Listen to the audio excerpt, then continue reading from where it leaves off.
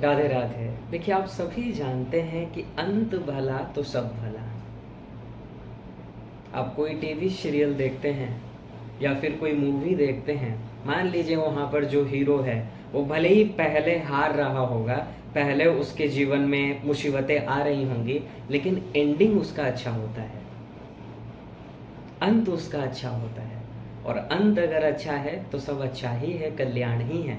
क्योंकि इम्पॉर्टेंट चीज़ है अंतिम में आपको रिजल्ट क्या मिल रहा है। जैसे मान लीजिए क्रिकेट मैच हो रहा है, ठीक है, दो टीम के बीच मैच हो रहा है और एक टीम ने बहुत सारे फील्डिंग मिस की, कैच छोड़ा, बहुत ही मतलब फील्डिंग बिल्कुल भी अच्छा प्रदर्शित उन्होंने नहीं किया, लेकिन अंतिम में अगर उनको विजय प्राप्त हो जाता है तो वो सब कुछ भूल जाते हैं। ये अलग बात है कि उससे सीख लेते हैं और आगे के मैच में चल के जो भी उन्होंने गलती की थी फील्डिंग में उसको सुधारने का प्रयास करते हैं, या जो भी गलती हुआ था। लेकिन इम्पॉर्टेंट चीज़ तो रिजल्ट है। आप अपने जीवन में कितने भी स्ट्रगल देखे हों, कितने भी मुसीबतों का सामना किए हों, लेकिन अगर अंत भला है तो व्यक्ति सब कुछ भूल जाता है। इसलिए इम्पोर्टेंट अंतिम समय पर ही दिया गया। इसीलिए कहा गया कि आपको जो ये मनुष्य शरीर मिला है, इसका एक ही लाभ है कि अंतिम समय में भगवान का स्मरण आ जाना, अंतिम समय में आ जाना। क्यों? क्योंकि अंतिम समय में आपका मन जहाँ पर होगा वही आपको नेक्स्ट जन्म में मिलेगा, उसी के अनुसार आपके आगे की गति होगी, आगे का फल आपको प्राप्त होगा। एग्जाम्पल देखिए, महाराज भरत, श्रीमद् भागवत महापुराण के पंचम स्कंध में कथा आती है राजा भरत की। बहुत बड़े भगवान के भक्त थे, भजनानंदी थे, धर्मात्मा थे, वेदों के ज्ञाता थे। घर परिवार सब कुछ छोड़कर वन में आ गए ताकि शांति से बैठकर अब भगवान का ही भजन करें, उन्हीं में अपने मन को लगा दें। लेकिन वन में आए और आसक्ति हो गया मृग के बच्चे में, और इतना कथा आप सभी जानते ही हैं, इतना आसक्ति हो गया उनको उस मृग के बच्चे में कि उसी को अपने पास रखने लगे, उसी के साथ भोजन करते, उसी के साथ बात करने लगते, अर्थात आठों याम केवल उनके मन में उस मृग के बच्चे का ही स्मरण चल रहा है। और अंतिम समय करीब आ गया, और अंतिम समय में भी राजा भरत का ध्यान उस मृग के बच्चे में रहा। देखिए कैसा मतलब भगवान की ये माया है कि जो जीव इतने बड़े धर्मात्मा है, पुण्यात्मा है, जिनको वैराग्य हो गया था, बन आए ताकि शांति से भगवान का भजन करें, कोई हमको यहाँ पर डिस्टर्ब ना करे, और यहाँ पर आकर भी मृग के बच्चे में मृग के बच्चे में आसक्त हो गए। और देखिए पशु पक्षी जितने भी होते हैं ना, उनके जो बच्चे होते हैं उनमें आसक्ति बहुत जल्दी हो जाती है। आजकल देखिए संसार में गौमाता को लोग इतना पालन नहीं करते हैं, अर्थात अपने घर में नहीं रखते हैं, लेकिन श्वान को रख रहे हैं। अलग अलग जो ब्रीड आते हैं, जैसे डब्बरमैन हो गया, जर्मन शेफर्ड हो गया, एक लैब्राडोर हो गया, ऐसे काफ़ी ब्रीड हैं। अपने अपने शौक के अनुसार लोग ले आते हैं घर में, और इतना अटैचमेंट हो जाता है कि पूछो मत।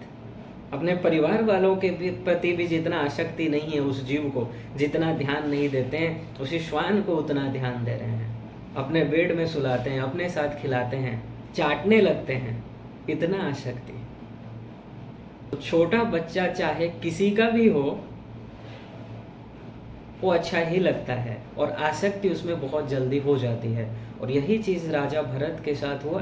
राजा भरत का आसक्ति हो गया, वो उस बच्चे को ले आए और आठों याम बस उसी को देखते थे, उसी के साथ बात करते, उसी के साथ भोजन करते, उसी के साथ सोते, सब कुछ उसी के साथ। और अंतिम समय में उस मृग में ही मन रहा, तो नेक्स्ट जन्म उनको मृग बनना पड़ा। लेकिन क्योंकि वो धर्मात्मा थे, उनको ये सब याद रहा कि मैं आया था भजन के लिए, लेकिन इतना आसक्ति हो गया कि हर समय में उसी का स्मरण करता रहा, और जिस उद्देश्य से मैं वन में आया था वो मुझे प्राप्त नहीं हो पाया, और नेक्स्ट मुझे ये मृग बनना पड़ा। ये ज्ञान उनको रहा भगवान की कृपा से, और नेक्स्ट फिर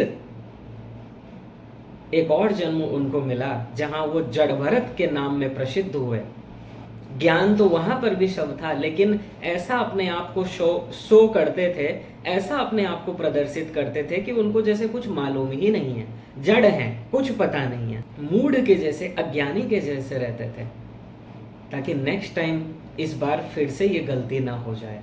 और उस जन्म में गलती उन्होंने किया नहीं और भगवत प्राप्ति कर लिया। तो कहने का तात्पर्य यह है कि अंतिम समय का थिंकिंग बहुत इंपॉर्टेंट है। तो प्रश्न आता है, क्या अंतिम समय में भगवान का याद किया जा सकता है? क्योंकि कोई कोई जीव तो ये सोचते हैं, जब अंतिम समय में ही इतना महत्व है तो अभी से हम स्मरण क्यों करें, अंतिम समय में करेंगे। उनके लिए हम कहना चाहेंगे, पहला बात देखिए, आपको ये पता ही नहीं है कि आपका अंतिम समय कब होगा, क्योंकि मृत्यु तो अचानक आएगी, अचानक मृत्यु का हमला होगा, आपको नहीं पता आप कब मृत्यु को प्राप्त होंगे। और दूसरी बात, अंतिम समय में भगवान का स्मरण वही कर सकता है जो सदा से स्मरण किया हो। जिसने अपने जीवन में कभी भगवान का स्मरण ही नहीं किया, भगवान को नहीं जाना, सत्संग कभी नहीं किया, संतों की वाणी को नहीं सुना, भगवान की कथा को नहीं सुना, वो व्यक्ति कैसे अपने बुढ़ापे में भगवान में मन लगाएगा या अंतिम समय में भगवान में मन लगाएगा? बताइए, नहीं लगा सकता, वो चाहकर भी नहीं लगा सकता। मान लीजिए अच्छे प्रारब्ध अगर उसके बुढ़ापे काल में अगर जागृत भी हो जाएं, अच्छे प्रारब्ध, तो भगवान की कथा वो सुनता तो है, लेकिन मन अधिक नहीं लग पाता है। क्यों नहीं लग पाता है? क्योंकि इतना अटैचमेंट उसको हो गया है संसार में, अपने संतान के प्रति, अपने नाती पोते के प्रति, अपने प्रॉपर्टी, अपने नाम, ऐश्वर्य, वैभव, खानदान, इन सभी के प्रति इतना उसको अहंकार और इतना आसक्ति उस जीव को हो गया है कि वो मन लगा नहीं पा रहा है चाह कर भी। इसलिए अंतिम समय में अगर आप ये सोचेंगे कि चलो भाई आराम से बैठकर अभी मौज मस्ती करते हैं, अंतिम समय में भगवान का स्मरण कर लेंगे, इतना आसान नहीं है, नहीं कर सकते आप। अंतिम समय में आप तभी स्मरण कर पाएंगे जब आपने पहले भी स्मरण किया हो, अभ्यास किया हो। इसीलिए तो गोस्वामी तुलसीदास जी महाराज ने कह डाला कि जन्म जन्म मुनि जतन कराहि, और अंत राम कही आवत नाही।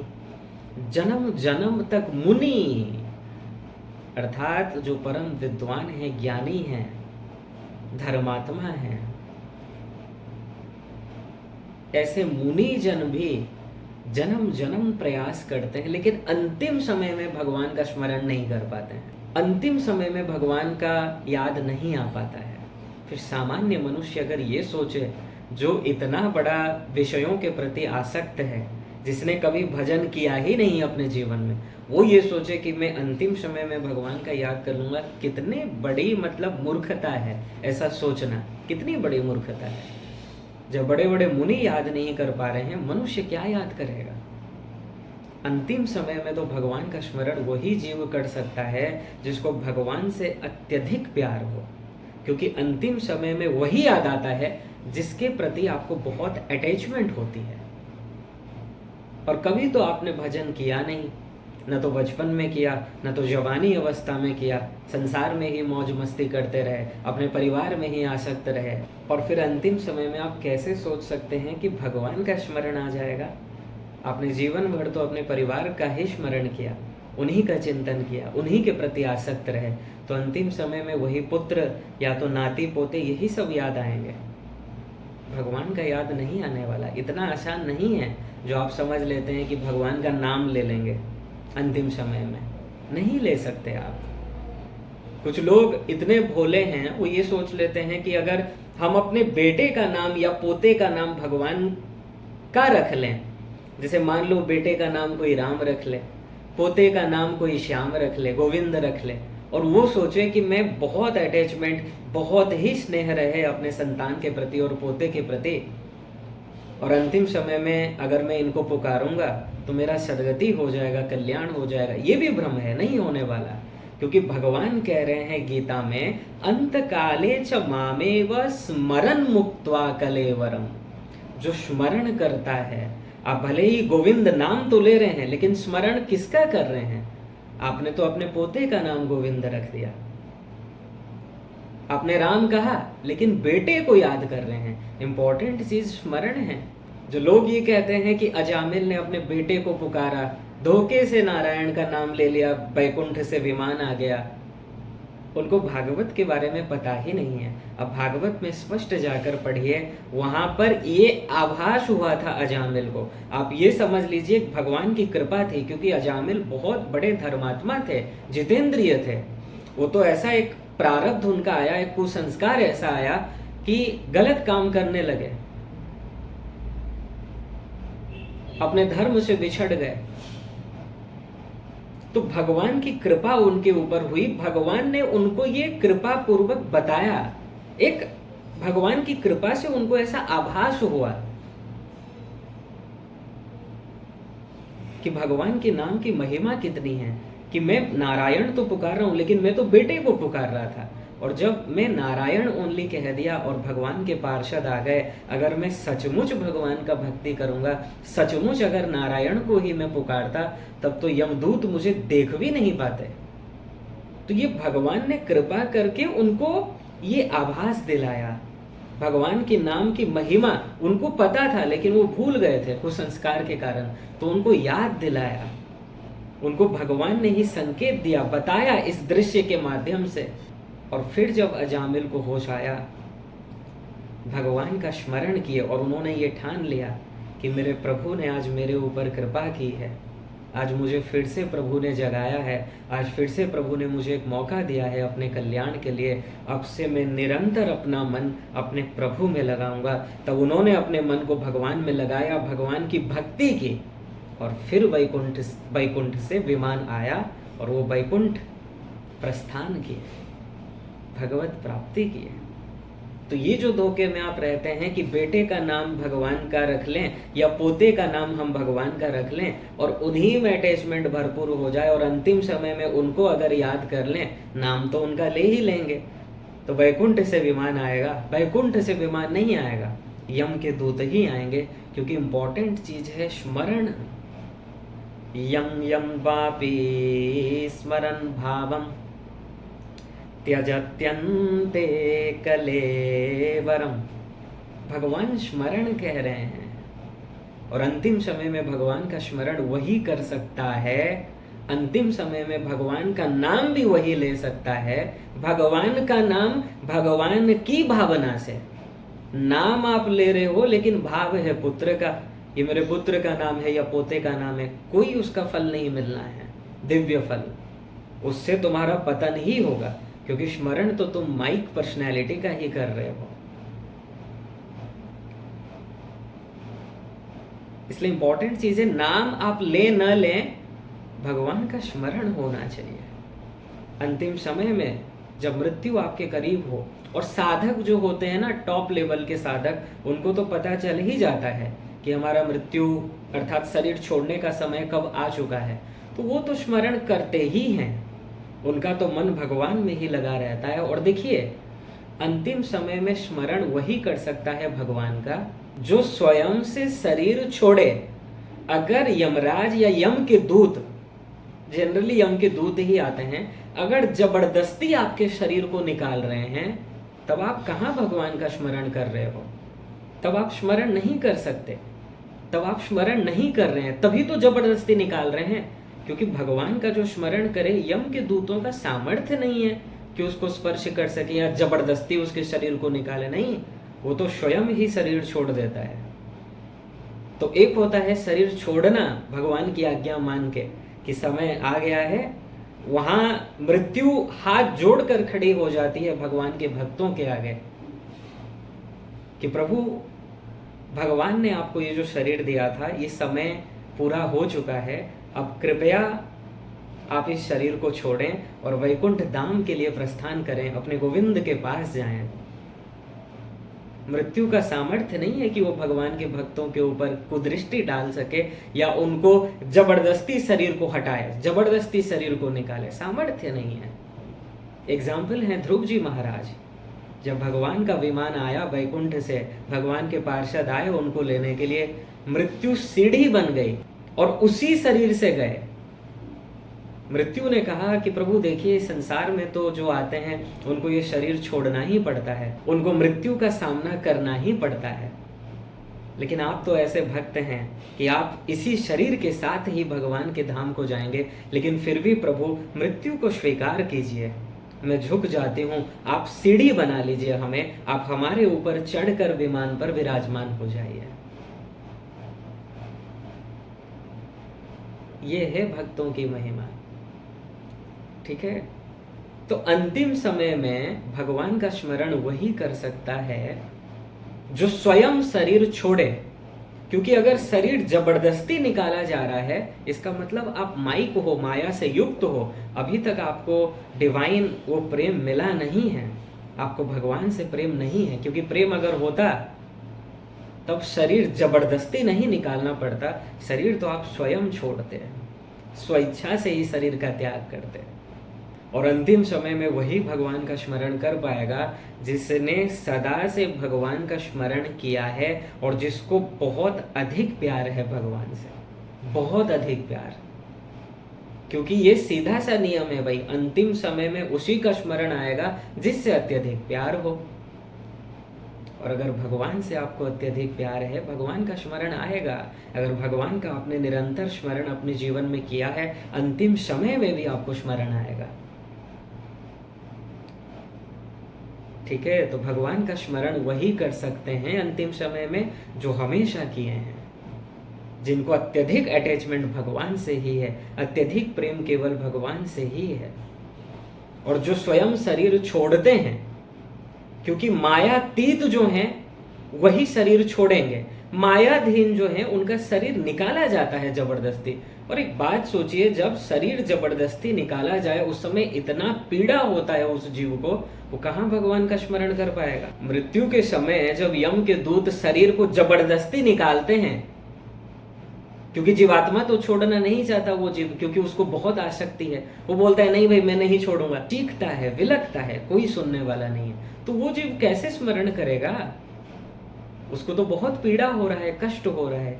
इसीलिए स्मरण वही कर सकता है जो स्वयं शरीर को छोड़े, और स्वयं शरीर को वही जीव छोड़ते हैं जिनके ऊपर भगवान की कृपा हो, जिनको भगवान की भक्ति प्राप्त हो गई हो, जिनको अत्यधिक प्रेम भगवान से हो, जो अपने स्वरूप को समझ चुके हों, जिनको शरीर में आसक्ति न हो, जिनको आसक्ति तो केवल अपने प्रभु में ही हो, अपने प्रभु का ही ध्यान करते हो, वही शरीर को छोड़ते हैं। बाकी तो जितने भी जीव हैं वो स्मरण नहीं कर सकता। स्मरण वही कर सकता है जो भगवान का अनन्य भक्त हो, अनन्य प्रेमी हो, जिसको बिल्कुल भी शरीर में अटैचमेंट ना हो, जो तत्वज्ञ हो, जिसको कोई वास्तविक गुरु प्राप्त हुए हो और गुरुदेव की आज्ञाओं का पालन किया हो अपने जीवन में, उसका शरीर जबरदस्ती यम के दूत नहीं निकालते हैं, वो तो स्वयं ही त्याग करता है, स्वयं ही छोड़ता है, और वही स्मरण कर सकता है, क्योंकि उसको पीड़ा नहीं होना है, कष्ट नहीं होना है। बाकी जीवों को तो मृत्यु के समय में कष्ट होगा, जो माया के अंडर में जीव हैं, जिनको भगवान से प्रेम नहीं है, शरीर में आसक्ति है, उनको कष्ट होना है अंतिम समय में।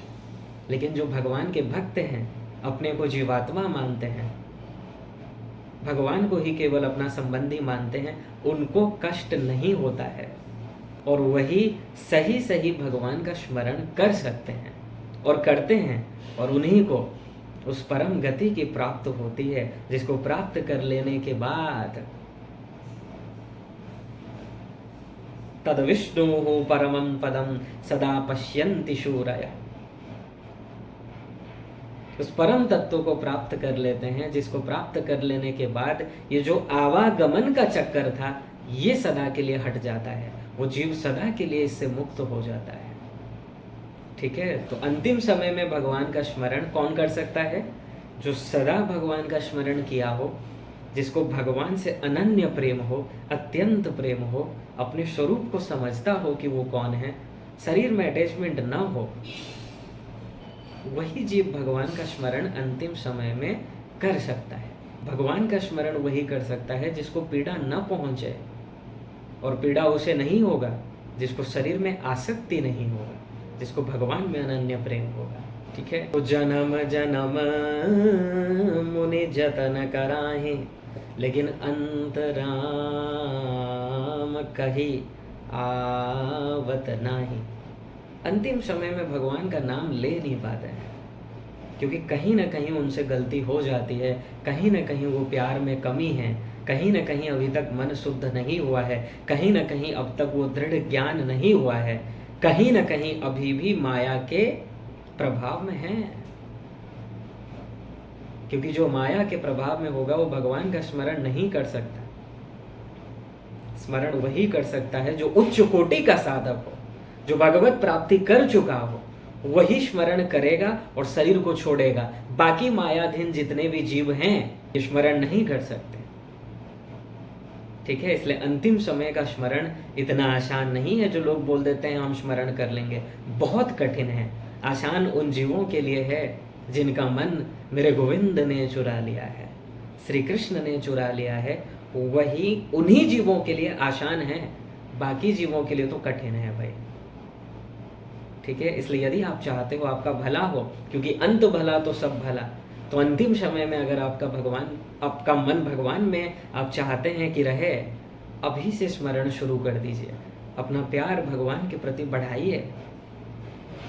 निश्चिंत रूप से फिर आप भगवान का स्मरण अंतिम समय में कर पाएंगे उनकी कृपा से। राधे राधे।